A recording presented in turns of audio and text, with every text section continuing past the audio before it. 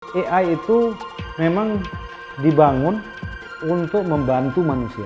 AI Innovation Summit ini justru bisa mempercepat transformasi digital, mempercepat adaptasi kita terhadap revolusi industri keempat.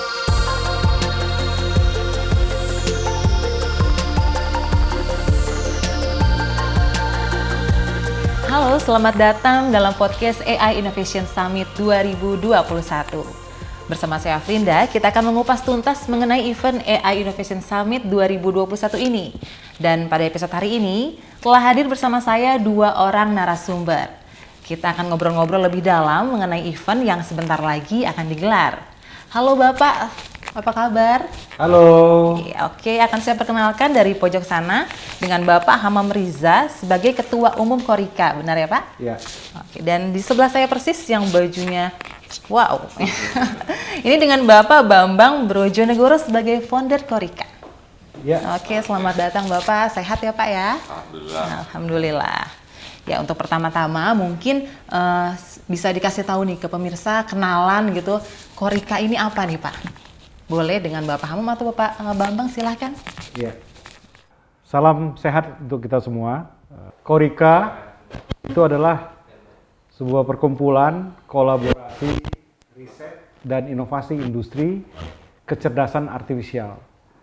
Korika adalah organisasi orkestrator yang berbentuk perkumpulan untuk mendorong terciptanya ekosistem untuk menumbuhkan inovasi di bidang kecerdasan artifisial. Yang tujuannya tentu saja untuk membangun, meningkatkan ekonomi Indonesia yang selaras dengan perkembangan dunia, yaitu ekonomi digital, ekonomi hijau, ekonomi biru, ya. Itu tentu saja menjadi bagian daripada upaya Korika sebagai community driven organization, ya, itu dibangun dengan semangat quadruple helix kita sebut, ya, sebagai orkestrator. Nah, Korika sendiri merupakan sebuah amanah dari strategi nasional kecerdasan artifisial yang telah diluncurkan pada tahun 2020 yang lalu oleh Pak Bambang Brojo dan saya sendiri pada kesempatan Hari Kebangkitan Teknologi Nasional 10 Agustus 2020, yang memang menjadi salah satu pilar utama kebangkitan kecerdasan artifisial di Indonesia. Kita ingin menjadikan Korika ini sebagai organisasi yang gesit, yang terpercaya dalam mewujudkan ekosistem kolaborasi percepatan penerapan strategi nasional kecerdasan artifisial menuju visi Indonesia 2045. Dan Korika sendiri dan berhubungan dengan event AI Innovation Summit ini Pak, bisa dibilang berarti sebagai penggagas atau apa nih Pak? Betul, AI Innovation Summit 2021 ini merupakan sebuah event yang merupakan keberlanjutan dari event yang telah kita mulai di tahun 2020. Korika dalam hal ini menjadi co-host bersama-sama dengan organisasi riset, pengkajian dan penerapan teknologi Badan Riset Inovasi Nasional ataupun BRIN, ya. Dan tentu saja harapannya dengan kehadiran Korika melaksanakan event AI Innovation Summit ini akan semakin kuat orkestrasi quadruple helix, ya, yang tentu saja kalau tahun lalu kita bisa menghadirkan 10.000 partisipan secara virtual, ya. Tahun ini kita menargetkan untuk mencapai 20.000 partisipan. Amin. Untuk menghadiri AI Innovation Summit ini. Ya. Mungkin kalau boleh saya tambahkan tadi penjelasan yang sudah sangat lengkap dari Pak Hamam. Pertama, mungkin orang banyak bertanya mengenai kenapa harus ada semacam tadi quad helix, ya, atau keterlibatan berbagai aktor. Nah, ini memang merupakan salah satu solusi kita untuk mempercepat terjadinya inovasi. Ya, kita tahu bahwa setelah dilakukan riset, dari riset dasar, riset terapan, kemudian tahapan lanjutnya adalah bagaimana kita bisa melahirkan inovasi dan kemudian masuk ke industrialisasi dan komersialisasi. Nah, di pengalaman kita di dalam mengembangkan riset di Indonesia, salah satu hambatan terbesar adalah hilirisasi dari riset terutama ke inovasinya. Terkadang proses riset yang sudah begitu panjang, melelahkan dan sebenarnya berpotensi luar biasa terhenti di tahapan purwarupa atau prototype. Betul. Padahal kita inginnya tentunya riset itu yang tentunya juga memakan biaya yang tidak sedikit, akhirnya bisa masuk ke masyarakat melalui industrialisasi dan komersialisasi, sehingga nantinya masyarakat bisa menikmati hasil riset itu sendiri. Nah, karena kita ingin memecah hambatan atau kebuntuan ini, maka waktu kebetulan saya pernah menjadi Menristek Kepala BRIN, dan kita waktu itu langsung dihadapkan dengan COVID ya, bulan Maret 2020. Ya. Tentunya waktu itu bersaing dengan kita ya. Di satu sisi COVID-nya sudah nyebar, di sisi lain kita tidak siap menghadapi COVID itu sendiri. Maksudnya bukan hanya kita Indonesia, tapi umat manusia. Ya. Sehingga salah satu upaya untuk bisa cepat menangani COVID adalah dengan riset, ya, dan kemudian inovasi. Nah, masalahnya riset dan inovasi ini tidak bisa berlama-lama menunggunya, harus ada hasil yang cepat. Nah, karena itulah kemudian solusinya adalah perlu yang namanya kolaborasi antar pihak dari awal. Jadi tidak sifatnya sequential ya, berurutan. Jadi dari penelitinya dulu, penelitinya kemudian ke pemerintah, pemerintahnya kemudian ke dunia usaha dan ke industri dan seterusnya. Tapi yang kita lakukan karena waktu yang begitu pendek dan tantangan yang begitu berat adalah dari yang barangkali biasanya sequential atau berurutan, kita buat menjadi simultan. Ya, secara simultan paralel. Jadi ketika penelitinya juga masih sibuk melakukan penelitian, bagaimana misalnya mengembangkan test kit, ya. Pada saat yang sama juga pihak industrinya langsung berkomunikasi dengan perisetnya, supaya pihak industri segera menyiapkan peralatan di pabriknya yang bisa mengakomodir test kit yang nantinya akan dihasilkan dari riset ini. Pemerintah kemudian juga langsung terlibat untuk memastikan apakah ada kebutuhan anggaran, apakah kebutuhan regulasi supaya test kit ini bisa diproduksi. Ya. Sehingga meskipun dengan segala keterbatasan, setelah kita menjalankan yang saya sebut sebagai konsorsium, ya, konsorsium riset inovasi COVID-19, meskipun waktu itu baru 3-4 bulan, sudah mulai muncul produk-produk yang barangkali tahap awal kelihatannya sederhana, dari ventilator, test kit yang sifatnya masih dari rapid test kit, ya. Kemudian juga peralatan-peralatan lain yang simple, sebenarnya bisa berhadapan dengan COVID kalau dia menggunakan seluruh kemampuannya, dari akalnya, dari kemampuan risetnya, sampai membawanya ke industri. Nah, itulah yang kemudian mendasari Korika. Karena kita tahu artificial intelligence itu sudah ada di tengah kita, dan Indonesia istilahnya tidak bisa hanya pasif berdiam diri sebagai market. Indonesia, apalagi dengan penduduk demikian besar, itu pasti akan menarik minat dari siapapun sebagai market. Tapi kita ingin dengan 270 juta penduduk, kita punya kemampuan untuk mengembangkan kecerdasan artifisial ini sesuai kebutuhan kita sendiri di Indonesia.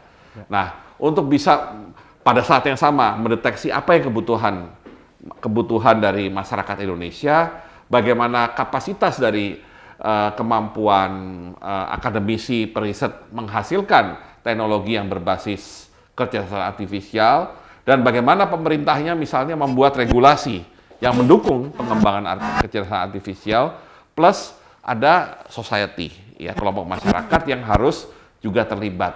Nah, disitulah Korika itu akan berupaya menjadi fasilitator yang kita harapkan membuat masyarakat Indonesia adaptif dengan AI dan tidak tergagap-gagap, dan yang paling penting kita tidak hanya pasif menjadi market dan kemudian lebih banyak istilahnya devisa yang keluar daripada manfaat yang kita dapat.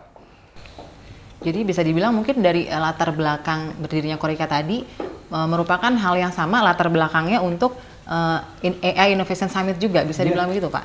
Ya, betul. Jadi AI Innovation Summit ini adalah sebuah event di mana kita ingin mengumpulkan seluruh kelompok kerja dalam kita mengakselerasi percepatan penerapan kecerdasan artifisial di Indonesia.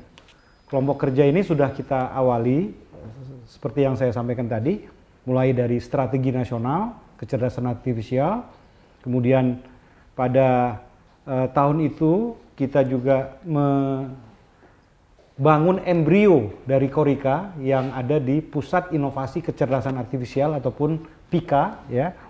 Dan pada tahun 2021 PIKA ini kemudian melakukan serangkaian kegiatan ya yang menjadi inspirasi bagi kita semua untuk membangun kemudian Korika ini. Kolaborasi, orkestrasi, riset dan inovasi untuk kecerdasan artifisial Indonesia. Nah, apa yang menjadi harapan kita dengan adanya AI Innovation Summit nanti adalah seluruh rangkaian daripada strategi nasional, kemudian ada Pusat Inovasi Kecerdasan Artifisial yang saya sebutkan, kemudian Korika, ya, ini kemudian menjadi sebuah untaian, ya, orkestrasi yang luar biasa untuk mempersiapkan lembaga, untuk mempersiapkan perumusan peraturan presiden di bidang kecerdasan artifisial. Karena Pak Presiden sendiri sudah mengharapkan bahwa kita, Indonesia, bersaing dengan seluruh negara di dunia, berlomba-lomba ingin menguasai kecerdasan artifisial. Karena sesungguhnya AI inilah yang akan menjadi salah satu indikator sukses kita menjadi negara yang maju. Ya. Dan kemudian kita juga berharap di AI Innovation Summit seluruh talenta-talenta diaspora yang ada di dalam pengembangan kecerdasan artifisial itu akan berkumpul bersama-sama untuk kemudian merancang program akselerasi ya dalam kita mengimplementasi. Nah, kembali kepada marwahnya Korika ini sebagai lembaga orkestrator Quad Helix ya, seperti disampaikan tadi oleh Prof. Bambang, ini sangat diperlukan sebuah event ini ya, AI Innovation Summit.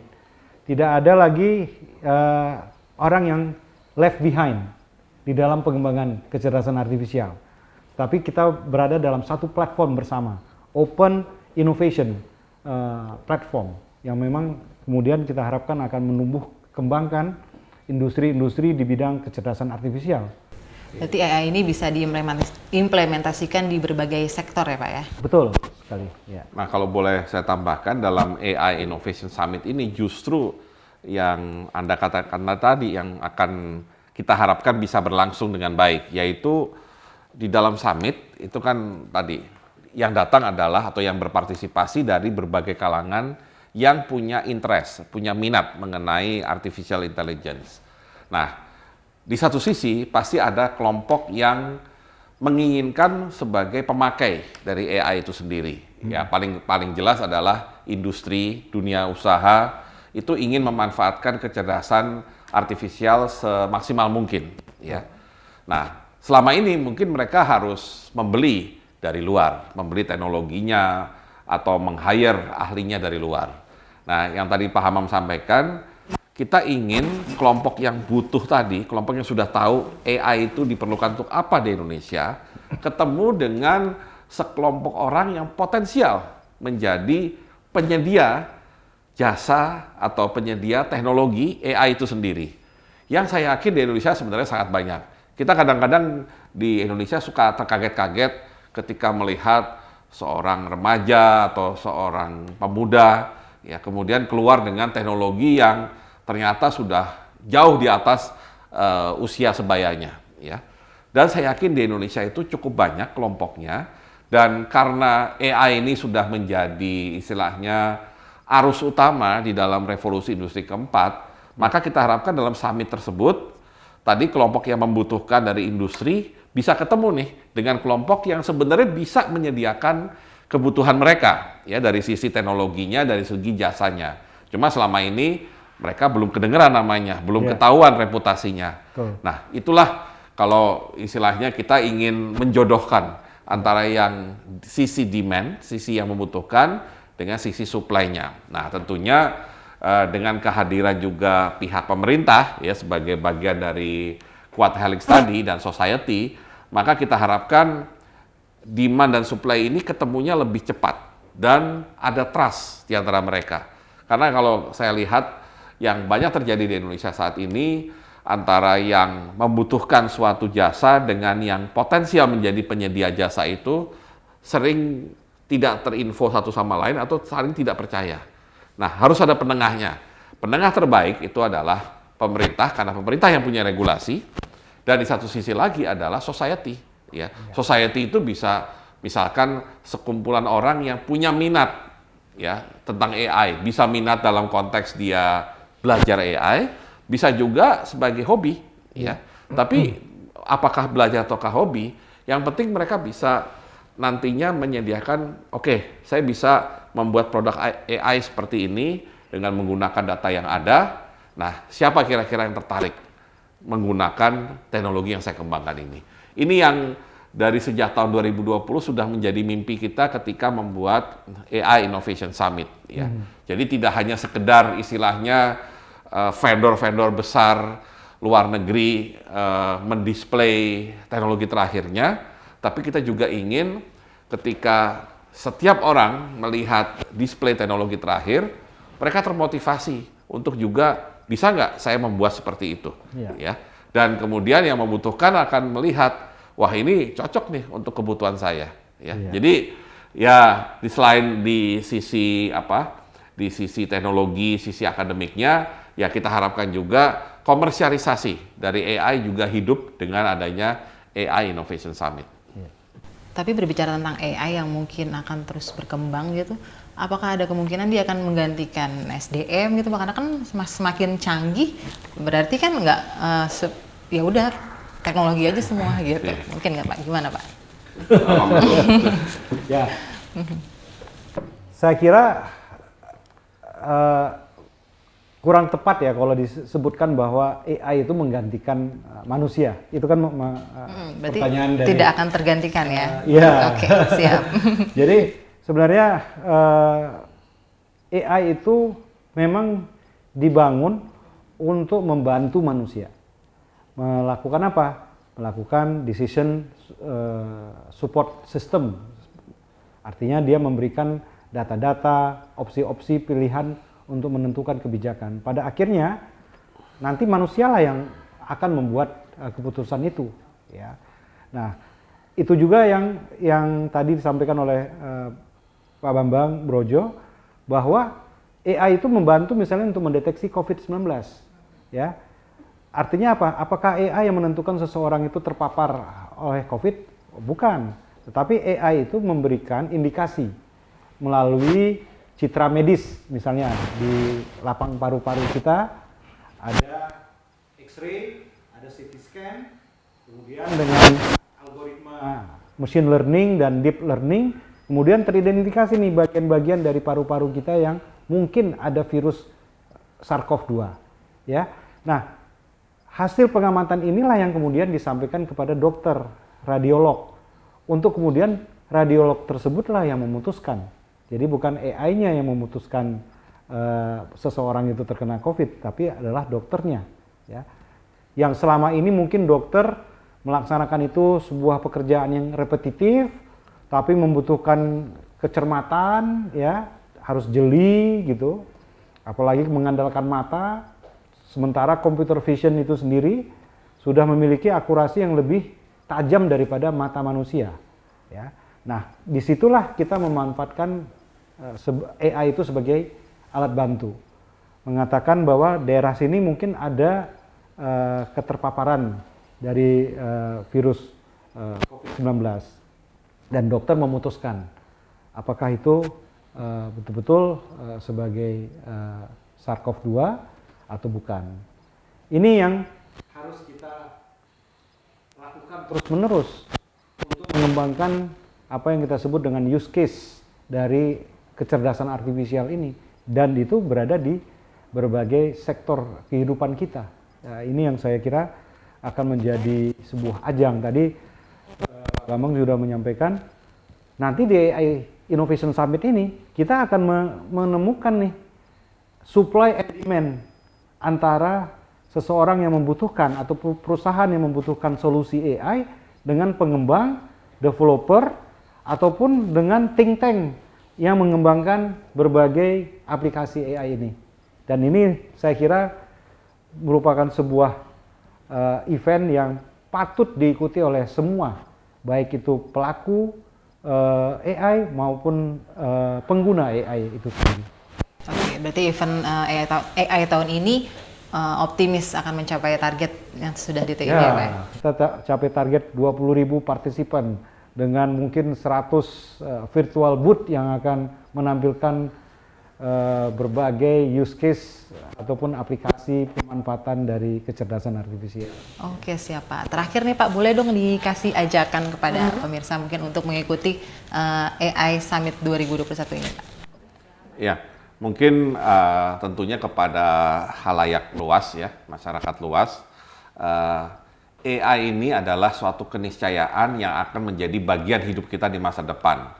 Karena itu tentunya bagi masyarakat umum tidak ada salahnya dan tidak ada ruginya istilahnya untuk bisa berpartisipasi atau ikut di dalam AI Innovation Summit sehingga mempunyai bayangan nantinya hidup kita dengan artificial intelligence itu seperti apa ya. Dan apalagi kalau saya coba tadi menambahkan apa yang disampaikan Pak Hamam mengenai apakah AI itu bisa suatu saat menggantikan peran dari manusia, justru disinilah ajang yang paling tepat menggambarkan bahwa AI itu akan mempermudah hidup kita. Yeah. Nah, jadi artinya justru dengan AI, dengan kita, apalagi kalau kita tahu AI atau menjadi pengguna AI, maka hidup kita akan menjadi lebih nyaman, lebih lancar, ya. Dan kemudian perekonomian secara keseluruhan juga akan lebih efisien, lebih produktif. Betul. Sehingga dengan pertumbuhan ekonomi yang lebih besar, sebenarnya nanti penciptaan lapangan kerjanya juga akan lebih besar. Mengkompensasi memang ada beberapa jenis pekerjaan yang sifatnya repetitif, berulang, yang low skill yang barangkali akan terganti oleh AI ini sendiri. Tapi in general, pada intinya kita menuju suatu ekonomi yang lebih produktif, kenyamanan bagi manusia, dan akhirnya juga tetap pada penciptaan lapangan kerja, termasuk lapangan kerja baru. Ya. Nah, di dalam AI Innovation Summit, saya yakin bagi masyarakat luas akan mengetahui bahwa dengan adanya AI akan dibutuhkan beberapa keahlian tertentu untuk mendukung baik pemakaian AI maupun penciptaan apakah modul, aplikasi yang berbasis artificial intelligence. Nah, satu lagi kenapa AI Summit ini menjadi menarik untuk dilihat, karena kebetulan juga sejak tahun lalu kita pertama kali menyelenggarakan sifatnya virtual.